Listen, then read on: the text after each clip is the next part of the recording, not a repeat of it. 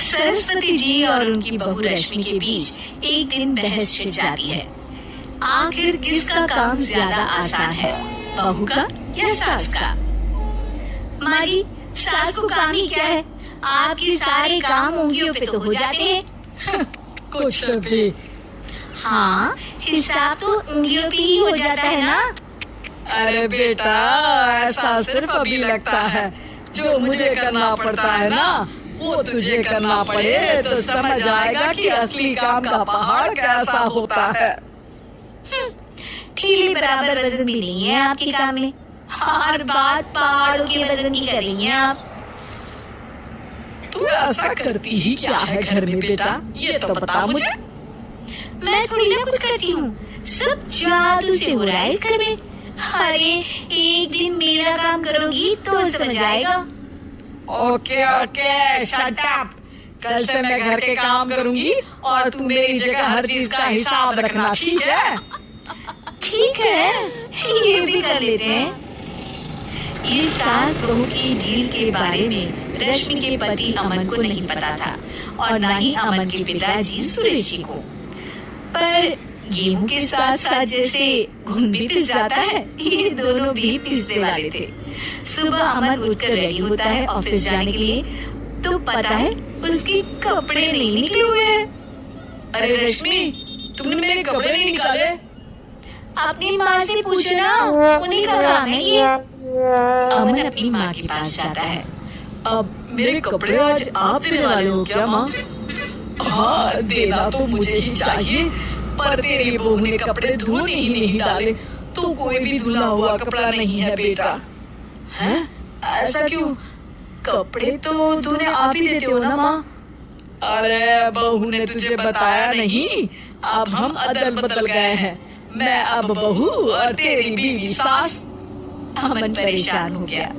वो बिना इस्त्री के कपड़े पहनकर ऑफिस चला गया। सरस्वती जी अपने घुटने के दर्द के कारण झुककर घर साफ नहीं कर पा रही थी और ना ही खाना बनाना याद रख पाई। उधर रश्मि पहले ही दिन घर की चाबी घुमा चुकी थी और 300 रुपए का हिसाब अलग नहीं मिल रहा था। पर दोनों का ही घमंड कैलाश पर्वत से भी बड़ा था और दोनों ही खेमे एक दूसरे की बात मानने को बिल्कुल तैयार नहीं थे। शाम को जब सुरेश जी और अमन खाना खाने बैठते हैं तो सरस्वती जी उनके सामने गाजर और पपीते लाकर रख देती हैं। अरे माँ, ये क्या है? ख्याली पुलाव के साथ सलाद। माँ जी खाना बनाना भूल गई लगता है।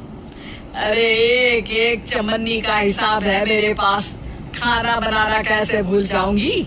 ये तो मैंने पढ़ा था कि फल फ्रूट खाने से सेहत अच्छी रहती है, इसीलिए ये ले, एक फल खा ले। रात को सुरेश जी और अमन अपनी मीटिंग बिठाते हैं अकेले में। बाबूजी, इनकी लड़ाई के कारण ना हमें ठीक से खाना मिल रहा है, उल्टा घर के सारे काम रुक गए हैं। हाँ बेटा, 2 भैंसों की लड़ाई में बेचारे खेत के पौधों का भी नुकसान हो रहा है। पर पापा, क्या बताऊं आपको, मैंने माँ को इस महीने की 2 तारीख को बिजली के बिल के पैसे दिए थे। आज बिल भरने के लिए मांगने गया तो पता चला कि रश्मि उन पैसों से गैस सिलेंडर ले आई। अच्छा, तो सिलेंडर के पैसों का क्या हुआ? सिलेंडर के तो कोई पैसे नहीं थे बाबूजी, हमारे घर पर गैस की पाइपलाइन लगी है ना। बेटा, इन दोनों का कुछ करना पड़ेगा, नहीं तो अपने घमंड के चक्कर में पूरा घर बर्बाद कर डालेंगी ये दोनों।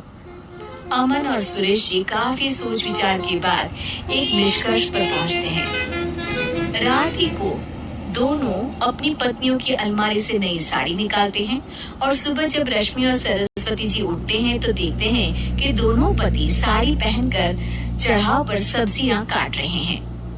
अरे ये सब क्या हो रहा है? क्या हो रहा है मतलब? आप दोनों अदल बदल हो सकते हो तो हम क्यों नहीं? अरे क्या मतलब?